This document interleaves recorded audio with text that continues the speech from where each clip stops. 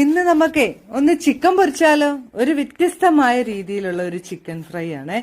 അപ്പോൾ നമുക്ക് എന്തൊക്കെയാണ് അതിന് ആവശ്യമുള്ള സാധനങ്ങളെന്നൊന്ന് പറയാവേ. ഇതാ ഞാൻ ഒരു പിടുത്തം മല്ലിച്ചപ്പ് എടുത്ത് വെച്ചിട്ടുണ്ട്, കുറച്ച് കറിവേപ്പില, ഒരു 3 പച്ചമുളക്, അതുപോലെ തന്നെ ദാ ഒരു തക്കാളി, ഒരു 10-15 ചെറിയുള്ളി, ചെറിയ ഒരു കഷ്ണം ഇഞ്ചി, കുറച്ച് വെളുത്തുള്ളി, പിന്നെ ഉപ്പും കൂടെ ചേർത്തിട്ട് നമുക്ക് നന്നായിട്ട് ഒന്ന് അരച്ചുകൊണ്ട് വരാം കേട്ടോ. മസാല അരച്ചത് നമ്മളൊരു പാത്രത്തിലോട്ട് ആക്കിയിട്ടുണ്ട്.